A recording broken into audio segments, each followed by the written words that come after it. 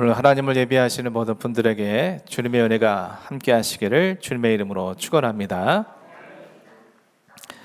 지금 스데반은 산헤드린 공회 법정에서 믿음의 선조들에게 행하신 하나님의 역사를 통해 그들의 잘못된 믿음과 거짓 증인들의 위증에 대해서 반박하고 있습니다. 스데반은 아브라함과 요셉에 이어서 하나님께서 이스라엘 백성들을 애굽에서 이끌어낼 지도자 모세를 택하시고 세우시는 과정들을 통해서 하나님의 뜻을 그들에게 증언하고 있습니다. 모세는 이스라엘 백성들에게 거절당하던 자였고 그의 현실은 오래되고 볼품없는 마른 막대기처럼 소망도 생명도 없는 비닐털털이 양치기 노인에 불과했습니다. 하지만 하나님께서는 그런 모세를 앞으로 1500년 뒤에 이 땅에 보내실 당신의 독생자이신 예수 그리스도의 그림자와 예표가 되게 하셨습니다. 그런 말씀이 육신이 되신 예수 그리스도께서 당신의 온 삶을 통해서 말씀을 보여주시고 들려주셨던 것처럼 살아있는 하나님의 말씀을 받아 이스라엘 백성들에게 전하여 주는 예수님의 그림자가 되었습니다. 예수님께서 친히 자신을 십자가의 제물로서 내어주심으로 희생과 헌신의 사랑으로 인류를 속량하신 것처럼 자신의 이름을 생명책에서 지워주시기를 청할 정도로 모세는 이스라엘 백성들을 위하여 헌신과 희생을 아끼지 않았기에 이스라엘 백성들을 애굽에서 속량받게 하는 하나님의 도구로서 쓰임받게 되었습니다.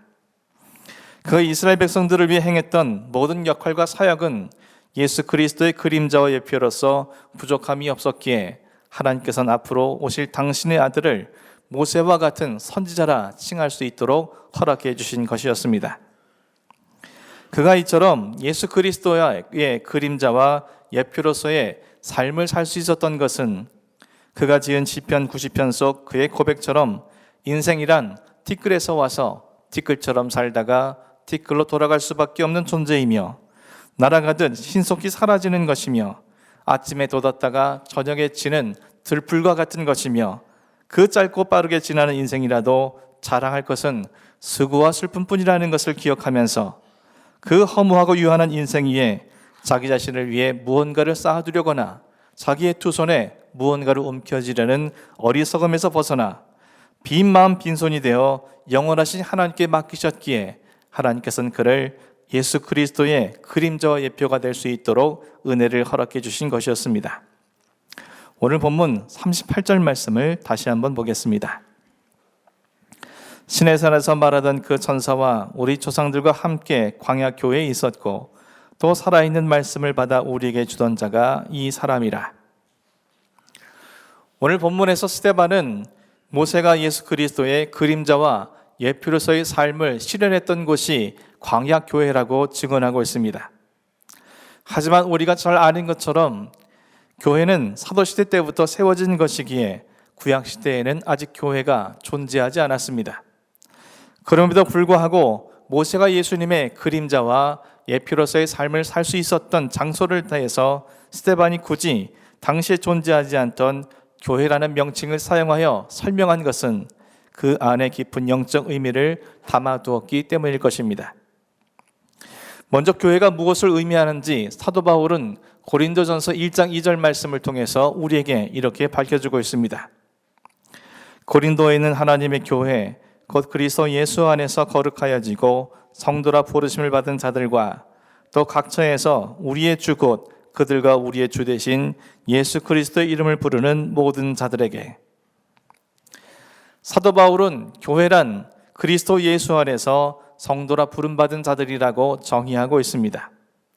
우리가 흔히 알고 있는 것처럼 교회는 건물이나 조직이나 혹은 제도를 뜻하는 것이 아니라 하나님의 부르심을 받은 사람들의 모임이라는 뜻입니다. 그러므로 본문이 언급하고 있는 광야교회 역시 하나님의 부르심으로 출애굽하여서 광야에서 거하게 되었던 이스라엘 총회, 즉 이스라엘의 모든 백성을 통치게 하는 것으로 이해할 수 있습니다. 그러나 본문이 언급하고 있는 광야교회란 그 교회의 위치가 광야이기 때문만을 의미하는 것이 아니라 그 안에 더 심오한 뜻을 우리에게 전해주고 있습니다. 2000년 전에 인간의 모습으로 이 땅에 오신 예수 그리스도께서는 사탄의 유혹을 물리치시는 것으로 당신의 공생애를 시작하셨습니다. 무려 40일 동안 광야에서 금식하신 예수님께 사탄은 광야에 널려있는 돌들을 떡덩이가 되게 하라고 유혹했습니다. 그 유혹에 대한 예수님의 답변에 대해서 마태복음 4장 4절이 이렇게 기록합니다. 사람이 떡으로만 살 것이 아니요 하나님의 입에서 나오는 모든 말씀으로 살 것이라. 사탄 이번에는 예수님을 성전 꼭대기로 데리고 가서 그곳에서 뛰어내릴 것을 요구했습니다. 만일 예수님이 정말 하나님의 아들이라면 하나님께서 천사를 보내어 안전하게 받아주시지 않겠느냐며 부추기면서 말입니다. 그 유혹에 대한 예수님의 답변이 마태복음 4장 7절에 기록되어 있습니다. 주 너의 하나님을 시험하지 말라. 그래도 사탄은 포기하지 않습니다. 사탄 마지막으로 예수님을 높은 산 위에 인도해 가서 천하만국을 보여주었습니다. 그리고 당장 자기에게 엎드려 경배하면 이 모든 것을 너에게 주겠노라고 유혹했습니다. 그러나 그 마지막 유혹마저도 예수님께서는 이런 지하에 물리치셨습니다. 그 말씀은 마태복음 4장 10절이 기록합니다. 주 너의 하나님께 경배하고 다만 그를 섬기라. 이상과 같은 세 번의 사탄의 유혹과 그에 대한 예수님께서 물리치신 내용을 자세히 살펴보면 그 안에 매우 중요한 사실이 담겨 있는 것을 확인하게 됩니다. 사탄은 세 번 다 눈에 보이는 것으로 예수님을 유혹했고 예수님께서는 세 번 다 눈에 보이지 않는 것으로 사탄의 유혹을 물리치셨다는 겁니다. 돌들로 떡덩이가 되게 하라. 높은 성전 꼭대기에서 하나님의 아들답게 뛰어내리라. 천하만국의 영광과 권세를 주겠다. 이처럼 사탄의 관심은 확실하게 보이는 것에 집중되어 있었습니다. 그러나 예수님의 경우는 반대였습니다. 하나님의 모든 말씀으로 살 것이니라. 하나님을 시험하지 말라. 하나님을 경배하고 그분만 섬기라. 예수님은 눈에 보이지 않는 오직 영이신 하나님에게만 관심이 있었습니다. 똑같은 광야에 서 있었는데 예수님과 사탄의 관심사는 본질적으로 달랐고 그 차이가 예수님과 사탄의 근본적인 차이였습니다. 예수님과 사탄 간의 이 근본적인 차이가 명백하게 드러난 곳이 바로 광야였던 것입니다.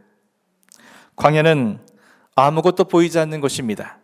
끝도 없이 펼쳐져 있는 황탑빛 광야, 그리고 그 광야와 맞닿아 있는 하늘 이외에는 보이는 것이 아무것도 없습니다. 울퉁불퉁 돌들로 온통 뒤덮여 있을 뿐 메마른 그 땅에는 풀 한 포기 보기조차 힘듭니다. 하지만 아무것도 보이지 않는 광야이기에 아무것도 보이지 않는 그 광야에서 사탄은 가장 확실하게 보이는 것을 추구했습니다. 그러나 예수님께서는 아무것도 보이지 않는 광야이기에 아무것도 보이지 않는 그 광야에서 오히려 하나님을 뚜렷이 보며 하나님만 추구했습니다. 오늘 본문 속에는 이와 똑같은 예를 우리에게 다시 한번 접하게 합니다.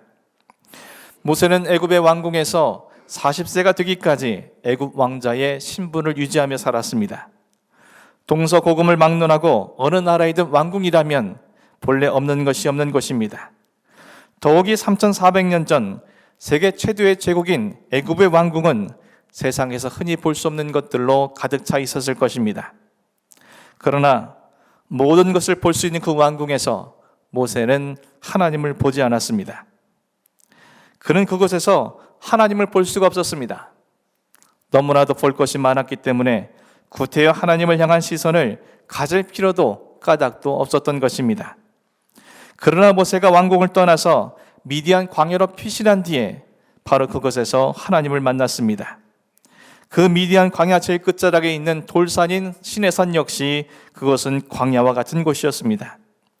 모세는 미디안 광야와 돌산인 시내산에서 자신의 육신으로는 아무것도 볼 수 없었지만 그는 그 광야에서 육신의 눈으로 볼 수 없는 하나님을 만났고 육신의 귀로 들을 수 없는 하나님의 말씀을 들었습니다.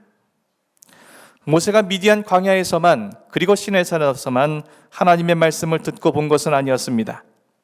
모세는 이스라엘 백성들을 애굽에서 출애굽시킨 이후에 40년 동안 하나님으로부터 하나님의 말씀을 받아 이스라엘 백성들에게 그 말씀을 전하는 말씀의 삶을 살았습니다. 지난 시간에 말씀드린 대로 모세가 하나님으로부터 받은 말씀이 얼마나 많았든지 구약 성경의 4분의 1, 성경 전체의 5분의 1에 해당한다고 했습니다. 하지만 모세가 40년 동안 살아있는 하나님의 말씀을 받은 것은 특별한 것이 아니었습니다. 모세는 시내 광야와 모압 광야에서 그 많은 말씀을 받았습니다. 40년 동안 아무것도 보이지 않는 광야에서 살았기에 그는 매일매일 하나님을 보고 매일 하나님의 말씀을 들을 수 있었던 것입니다. 하지만 그 똑같은 광야에서 이스라엘 백성들은 황금으로 금송아지를 만들고 그 금덩이를 가리켜 여호와라 경배하는 어처구니 없는 짓을 저질렀습니다. 그들은 아무것도 보이지 않는 광야이기에 가장 확실하게 눈에 보이는 황금 덩어리를 그들의 삶의 목적으로 삼는 자들이었습니다. 모세나 이스라엘 백성이나 똑같은 광야에 있었지만 그러나 그 똑같은 광야에서 그 양자가 추구한 것은 이처럼 극과 극을 극명하게 갈라졌습니다. 모세가 예수 그리스도의 그림자와 예표일 수 있었던 또 하나의 이유가 오늘 본문에 제시됩니다. 그것은 아무것도 보이지 않는 광야에서 눈에 보이는 것들에 현혹되지 아니하고 눈에 보이지 않는 영이신 하나님을 추구하는 삶을 사는 것이 바로 예수 그리스도의 그림자와 예표라는 사실을 우리에게 말씀해 주고 있습니다. 살아가는 성도 여러분, 흔히 인생을 광야에 비유하지 않습니까?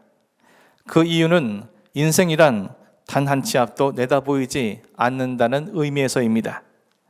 1년 후에, 한 달 후에, 아니 오늘 밤과 1시간 뒤에 우리에게 무슨 일이 일어날는지 우리는 지금 볼 수 없는 사람에 불과합니다. 1시간 후는 말할 것도 없고 지금 우리가 제대로 보는 것도 아닙니다. 우리는 지금 분명히 눈을 뜨고 있었지만 내 머리 뒤를 볼 수 없고 저 벽 너머에서 무슨 일이 일어나고 있는지 볼 수 없습니다. 그뿐만이 아닙니다. 분명히 내 몸은 내 몸임에도 불구하고 우리는 우리 자신의 몸속을 지금 들여다볼 수 없습니다. 지금 내 몸속에서 어떤 병이 퍼져나가고 있는지, 내 몸속 장기 중에 어느 장기가 허물어지고 있는지 우리는 볼 길이 없습니다. 우리가 눈을 뜨고 본다고 해야 고장나는 여러분은 저를 그것도 앞모습뿐인 지극히 제한된 일부분만 볼 수 있습니다. 인간이 모든 것을 볼 수 있는 것처럼 여겨지지만 인간에게 보이는 것이란 지극히 제한적일 뿐입니다. 생각하면 할수록 막상 중요한 것을 인간은 보지 못한 채 살아가고 있는 형국인 것입니다. 이런 관점에서 인생이 광야요, 세상이 광야입니다. 여기에서 예외인 사람은 없고 그리스도인 역시 광야 인생을 살아가는 것에는 마찬가지입니다. 그렇다면 광야 인생을 살아가는 그리스도인들이 모여있는 이 땅의 모든 교회는 광야 교회일 수밖에 없습니다. 모든 인생이 광야 인생이고 모든 교회가 광야 교회라면 교회 속에는 필연적으로 두 부류의 사람이 존재한다는 것을 볼 수 있습니다.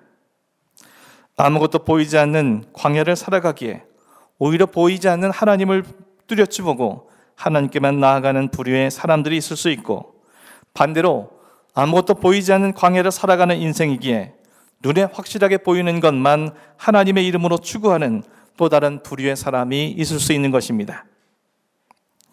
오늘은 한 해 동안 하나님께서 베풀어 주신 귀한 은혜를 헤아리면서 그 은혜로 말미암아 얻게 된 결과물을 통해 하나님께 감사함으로 지키는 추수감사 주일입니다. 올 한 해도 우리는 광야 같은 인생길을 살아왔습니다. 그렇다면 여러분은 이 두 부류 중에 어디에 속한 사람입니까? 아무것도 보이지 않는 인생의 광야길에서 여러분은 무엇에 관심을 갖고 무엇을 추구하며 무엇을 얻었다고 생각하며 이 자리에 앉아 하나님 앞에 감사하고 계십니까? 혹 인생의 광야길이라 아무것도 볼 수 없다는 불안감 때문에 눈에 보이는 것들만 쫓다가 눈에 보이는 것들을 얻은 것에 대해서 감사하며 이 자리에 있는 것은 아닙니까? 여러분의 감사는 도대체 무엇에 대한 감사란 말입니까? 광야는 아무것도 볼 수 없기 때문에 우리를 불안하게 하고 우리를 조바심 내게 하고 신기루 같은 것들이 우리를 현혹하기도 하지만 아무것도 볼 수 없기에 오히려 하나님을 만날 수 있는 살아있는 하나님의 말씀을 들을 수 있는 최적의 장소이기도 합니다. 우리가 살아계신 하나님을 만나고 살아계신 하나님의 말씀을 들을 수만 있다면 광야 같은 우리 인생 위에 눈에 보이는 것이 아무것도 쌓여있지 않는다 할지라도 그 광야길에서 당신의 백성들을 위해 수많은 역사를 이루신 하나님께서 우리를 위해서도 동일한 역사를 이루어 주시게 됩니다. 곰곰이 생각해 보면 올 한 해가 그러하지 않았습니까? 지난달 때론 갈 길을 알지 못해서 헤매이고 있을 때에 하나님께서는 성령님을 통해 불균과 구름 기둥으로 우리를 인도하사 오늘에 이르게 하셨으며, 지난날 때론 홍해바다와 애국 군대 사이에서 사면초가의 상황 속에 있을 때에 피할 길을 열어주사 구원을 얻게 하셨으며, 지난날 목마르고 갈급한 우리의 심령 속에 때에 따라 생명수를 공급하여 영이 살게 하시고, 영과 육이 일용할 양식을 허락하사 강건함을 얻게 하시며, 우리를 미혹하고 대적하는 수많은 사람들을 이겨낼 수 있도록 하나님께서 우리에게 역사해 주셨기에 오늘 우리는 이 자리에 있게 된 것입니다. 어느 것 하나 하나님의 돌보심과 은혜가 아닌 것이 없음을 우리는 조금만 깊이 생각하면 당장에 알 수 있는 진리인 것입니다. 우리 인생은 앞으로도 현재에도 아무것도 볼 수 없는 광야 같은 인생길을 살아가게 될 것입니다. 하지만 우리가 모세처럼 하나님을 찾고 구하고 그분의 음성을 듣는다면 그 길은 우리에게 축복의 길이 될 것이며, 예수님처럼 그 광야길에서 승리하는 축복의 삶을 살아가게 될 것입니다. 저 여러분 모두가 광야와 광야 위에 세워진 인생과 교회일지 모르지만, 그럼에도 불구하고 보이지 않는 하나님을 추구하고 보이지 않는 하나님을 쫓으며 보이지 않는 하나님의 음성을 듣기 위해 우리의 귀가 열려질 때, 저 여러분의 모든 삶은 광야 속에서 그들의 역사하신 하나님의 은혜를 날마다 경험하며 그 하나님 때문에 기쁨과 감사가 넘치며 그 하나님으로 말미암아 날마다 승리하는 복된 삶으로 승화되게 될 것입니다. 이와 같은 모든 삶이 추수감사절을 맞이하는 여러분의 심령 속에 부어지고 앞으로 여러분의 삶이 더 그 은혜로 채워질 수 있기를 주님의 이름으로 간절히 축원합니다. 기도하겠습니다.